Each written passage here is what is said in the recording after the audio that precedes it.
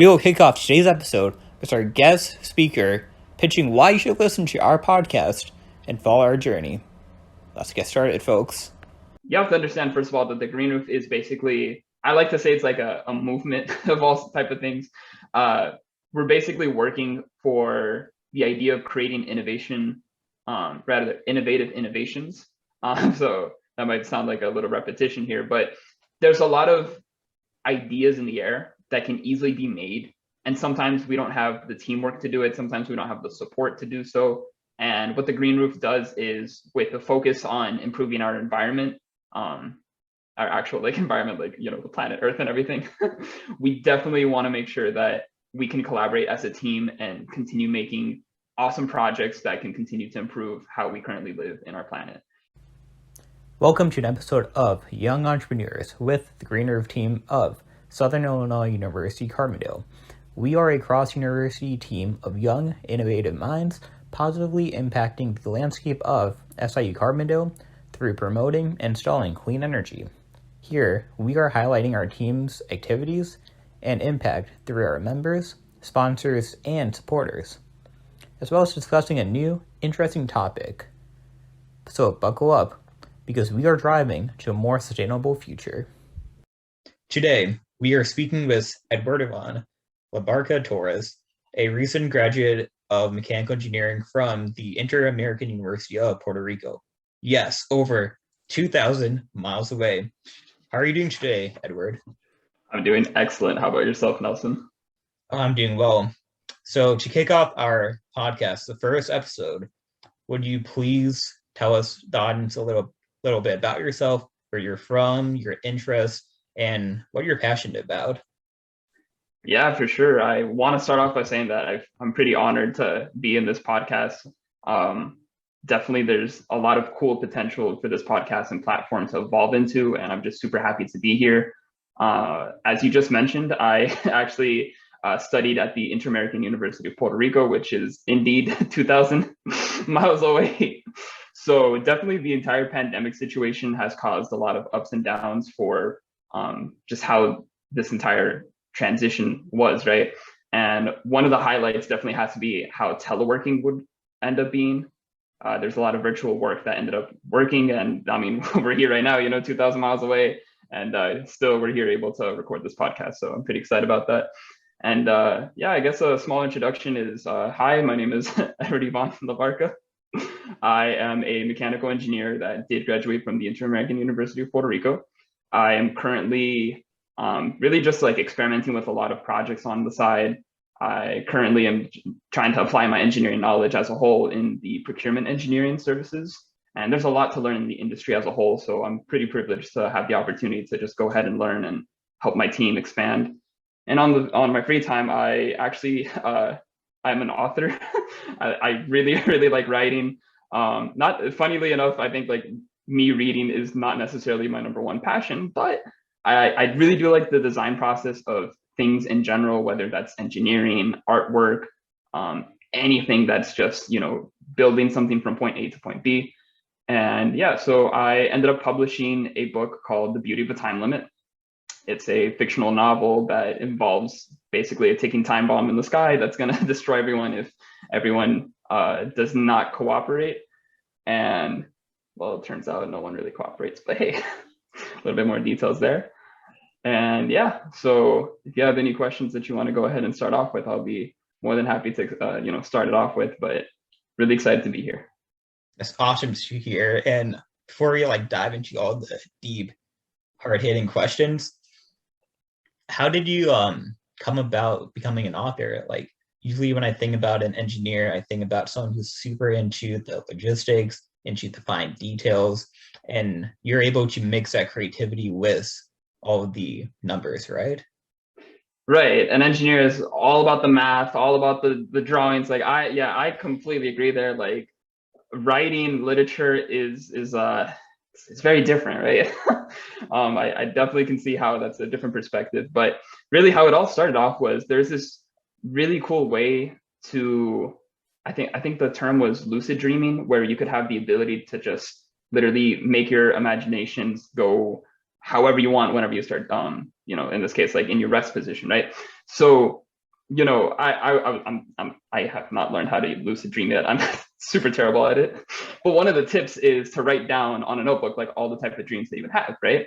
And I just remember having like this really insane dream. It had like all these cool elements, and I was like, man, I want to write this down. And with a little bit of like a habit of just writing down a lot of like dreams on your dream journal, I was like, what if this is like a message, right? What if this is like a like some type of, I don't know, cinematic universe trying to tell me like, hey, you should write this down somewhere. And I kind of just like played around with the idea of like, hey, what would actually happen if I compiled every single note and, you know, made characters out of it, made a world out of it. And there's a lot of discipline to actually keep up the pace. And I'll be more than happy to explain that in just a second here. But that pretty much is what kickstarted the, I guess like the authorship route here. I just really wanted to make these ideas come to life somehow. And the most, or in this case, the easiest way to get that done was just by writing everything down. And, you know, I mean, us engineers have access to Microsoft Word, right? So, I mean, that's a pretty useful tool. So I was like, what if I just type things that aren't numbers, like aren't number related? And I was like, maybe we can do something with this. And that's kind of how the book started. That's awesome. That's a real word on the street.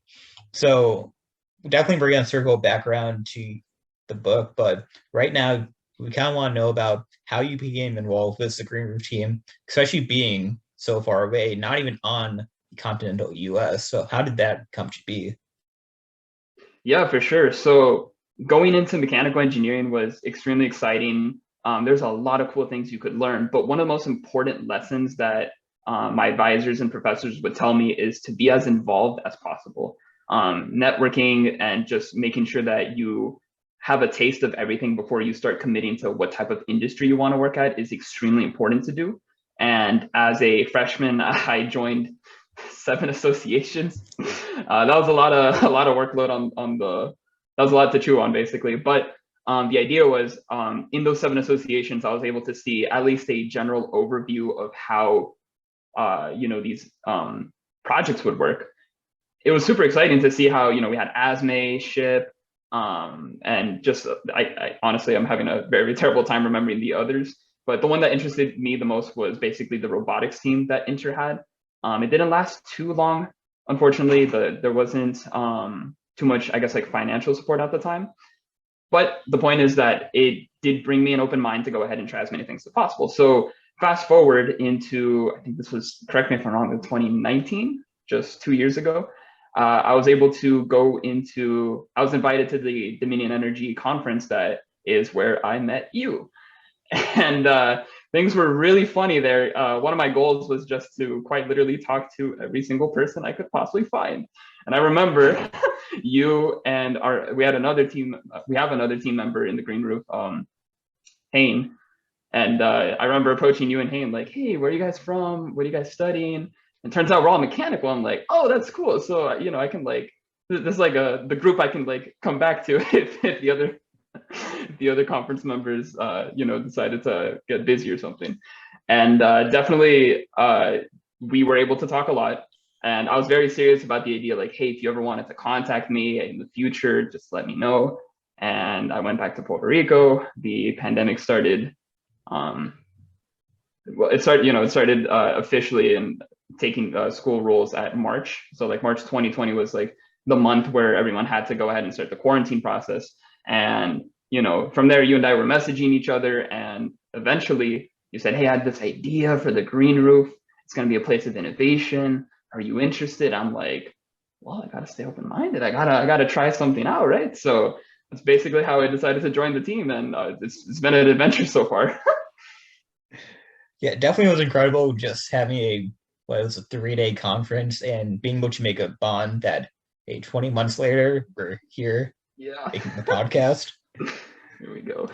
So from your perspective and being from so far away and never even stepping foot in Carbondale, good old Southern Illinois, what kind of impact do you see that we've made together on campus? Yeah, so definitely because of how teleworking works, we basically have every single update documented, and pretty much the social media aspect that the Green Roof currently has is, in my opinion, amazing. not only do you guys post frequently, but we really get to see the updates on how everything starts to look, right? So besides all the documents and work we've been doing on, you know, the virtual scope of things, we could definitely see how the environment is like slowly growing. So of course, in this case, and it's pretty simple to say it like this, but you know, the before is, hey, here's a roof, and the after is, hey, here's a roof with the turbine on it. So you know, kind of simple there, but definitely there's a lot of effort, a lot of work that went into just making the turbine, getting everything planned out, the logistics behind it, and obviously putting it up. That was a fun event. So yeah, being all the way, well, I was 2,000 miles away, and now now I'm a little bit closer, but still relatively 1,000 or so miles away. Definitely like just seeing that a group of people, young innovative people in this case, that are just really eager to make inventions and just really test out the waters of how you can just quite literally engineer whatever you want to do.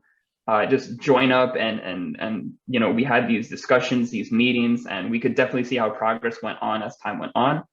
That was an amazing experience, honestly, because we could definitely see how literally as simple networking as, you know, like, hey, hi, nice to meet you, I'm interested in this, can I have a chance at joining the meeting, and then giving them the opportunity to develop and spread their ideas, and then that entire sharing session of just like, hey, let's try to do this, let's all the entire process there was, it's astounding, honestly. And I'm very happy to see that once again we do have results, which is, hey, here's the turbine, but that is because of all the hard work that our entire team did, and that's always something I'll be very proud about.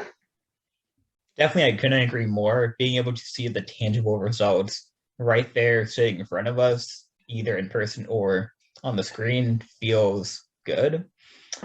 But there's so many like intangible skills and lessons we took away. Um, could you share a bit about that? Like, what's something that you took away from being part of this virtual team? And also, is this one of the first or maybe only virtual teams you're a part of? Yeah, so this is actually the first and only virtual team I've taken. I've taken during my undergraduate. Every other team was, you know, in this case, like there was virtual stuff, but you would meet up at a lab, and there would be a lot of physical aspects. Of course, we had to regard social distancing and such, but that made the communication something kind of standard. Like, oh, if you meet up in the lab, you know, you can have like quick access to communicating with people. When it came to the virtual landscape, of course, we had to either meet up on meetings, or we would have to use our one of the platforms that we were focused on, which, correct me if I'm wrong, but it's called the one where we had all the documents on? Oh, Basecamp. Basecamp, which is an amazing platform that is super well organized. Definitely, and we even experimented with the Discord to see how instant messaging would work. But even though those were sometimes challenging moments in the team, I think the most important part was the fact that we were super open-minded to just listening to every single commentary when it came to generating ideas. Definitely, I can understand that in a classroom setting, when you're tempted to answer a question, or maybe the professor, you know, is like urging you to say like, hey, like, we want to hear your thoughts, or, you know, there's always that like tension in the classroom where you're like, you know, maybe I shouldn't be answering this, maybe I truly don't know. It's those doubts and hesitations that you have in a typical environment that you may not feel super comfortable with, right?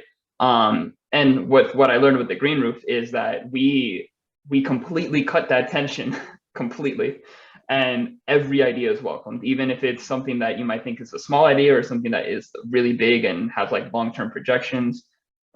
Just sharing those ideas helped me grow the discipline to be more open-minded, and I guess, like, I don't want to use the word overshare, but definitely, like, you know, if you have an idea that you want to discuss with a team, there should never be tension anymore. Like, you should always just say it as it is, and, you know, if the team responds positively, that's amazing, and chances are that's what there's, you know, that's what's going to happen.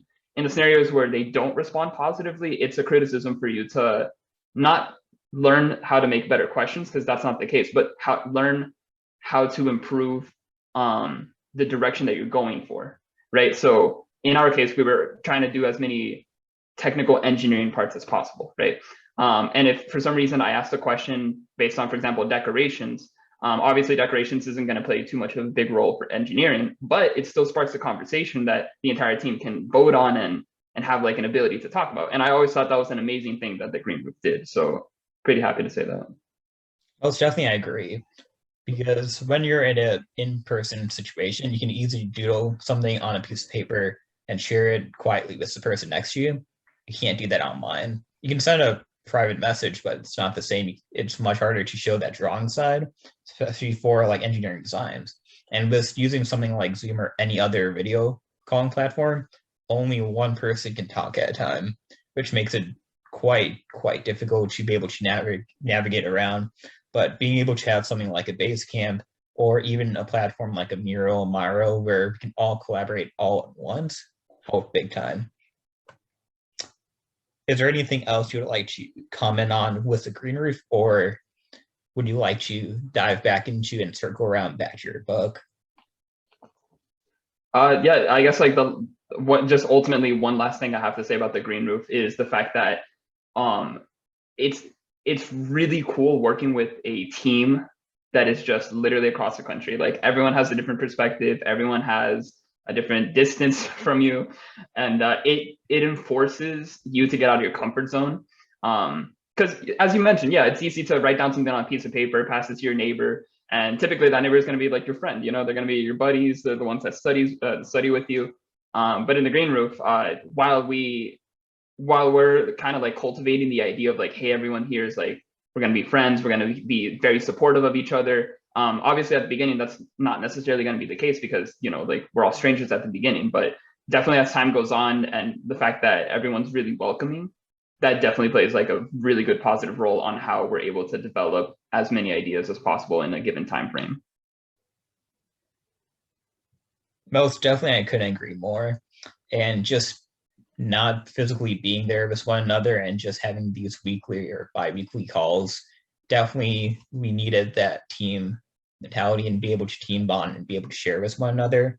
And definitely we turned out well, and the results show how hard work as a team, especially remotely, can come all together and produce greatness. So talking about greatness in books, just quick comment. We're not experts here. We're all young entrepreneurs or innovative minds in a large world. So could you talk a bit more about when you're first writing the book, how the environment was? Were you under time constraints? Did you have many other commitments on your plate at the time? Or was it kind of like free flowing and you kind of just like found your groove and all the pieces of the puzzle came together? Like, I'm excited. I kind of want to know how this all came to be and how I can hold a book in front of me right now and it has your name on it. Well, thank you for that. But yeah, so as I mentioned, dream journal, right? Like it all started off with just jotting down ideas, and eventually they compiled into something that had a lot of structure. Characters were made, a lot of elements, story backgrounds, and I was definitely a fan of just like, you know, you can't ever rush the masterpiece, you know, like you got to take your time. So what happened was I was very passive about the book. In fact, I remember telling a lot of friends like, yeah, I'm making the book, this and that, you know, and you know, months would pass by, years would pass by, and the question is like, hey, where's the book? Like, why is it taking forever? And you know, that basically it's not a bad thing to have that pressure, because if anything, I do believe that pressure and deadlines definitely helps you reach goals faster. And I started realizing like, you know, maybe I didn't want to take this writing path super passively. So I had an opportunity on the summer of, I believe it was 2017 or 18. It was one of those summers where I basically had to like stay home for the entire summer. And I was like, well, if I'm gonna have 2 months, you know, quote unquote, kind of free, I definitely have to take an opportunity to, you know, be productive, right? And again, coming with like, and this doesn't necessarily mean like, oh, if you are coming from an engineering background, you always have to be productive. No, like it's always fun to be creative, and there's a lot of reasons why one would pursue a purpose to just continue creating and being productive. So that being said, that entire summer, I was just like, well, if I have 2 months and I've had this project on the backlog basically for a very long time, I think it's time to, you know, start wrapping it up or, you know, just get it out there, right?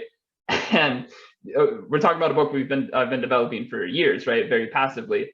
So what I said that summer is, let me take the basic ideas that I want and just start from scratch, completely from scratch. And the reason why I did that is because now I'm trying to prove a point that in 2 months you can write an entire book with all the ideas that you want and just go for it.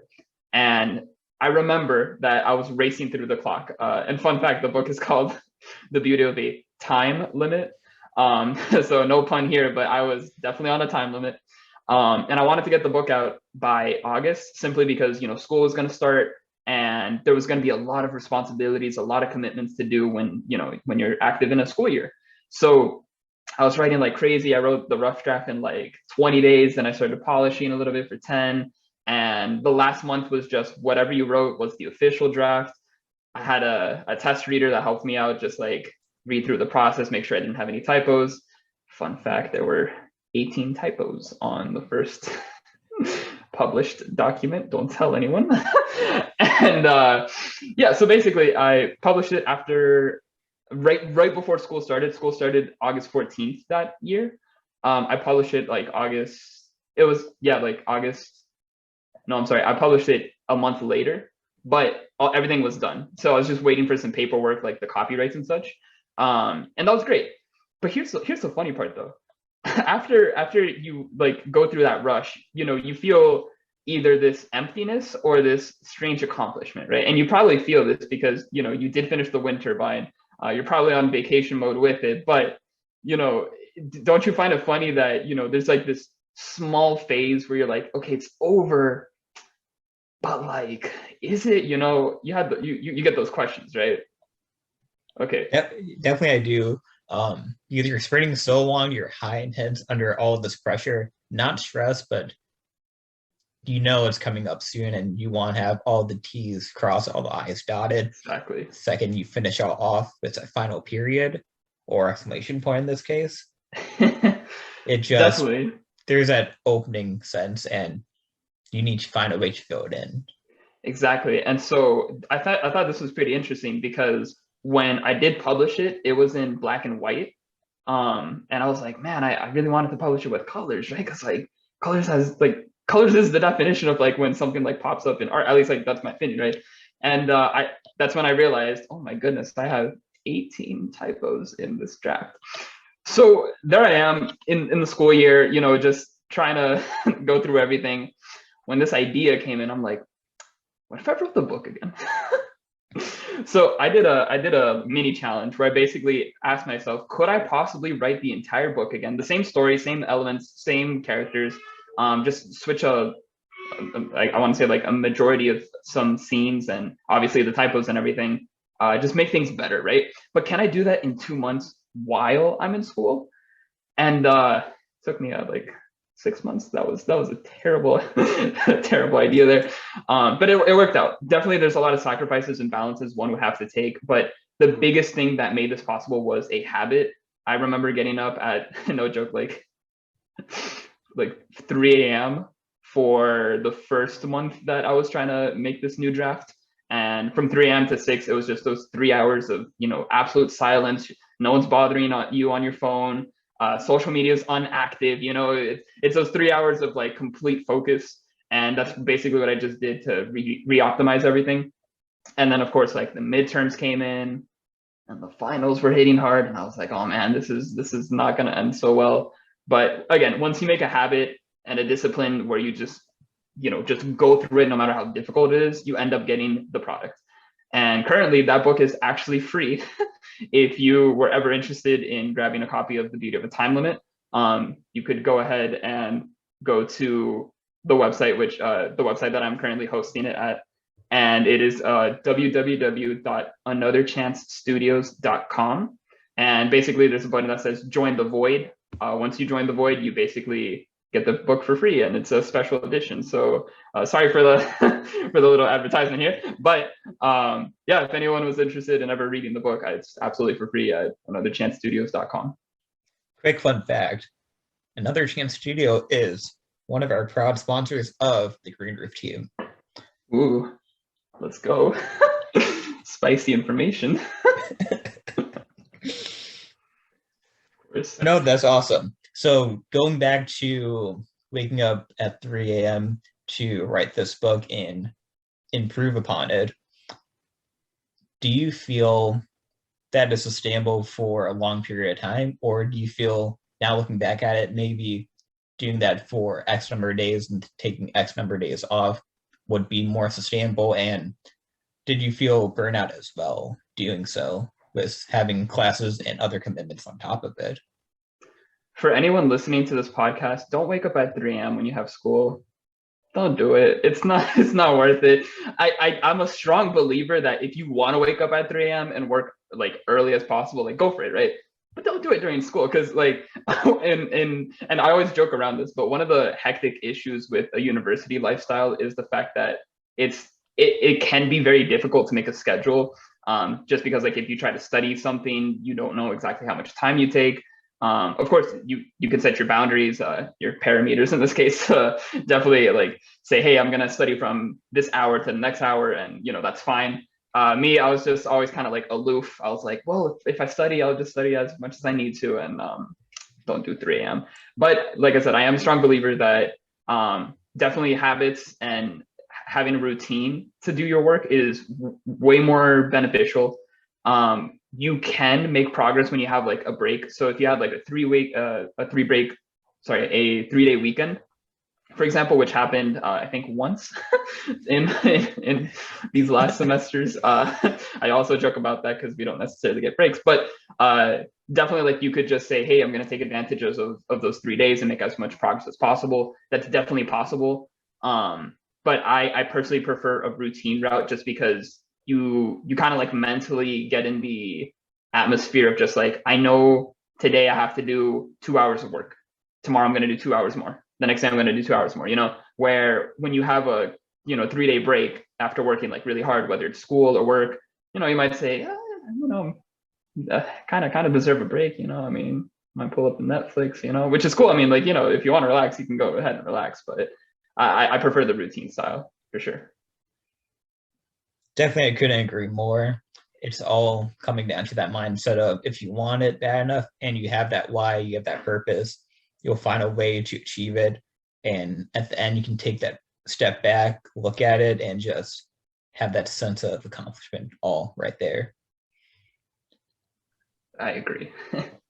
Diamonds are made out of pressure, haha. But it's also good to have an idea of like a deadline or a target deadline that definitely helps you accelerate through everything, because it makes you feel like you're making, when you do make progress, you can measure it, because you can say, okay, cool, I have like a month left, I am on the final 2 chapters, okay, everything's looking good. So definitely like deadlines play a very big role as well. Or pressure that doesn't destroy you, basically.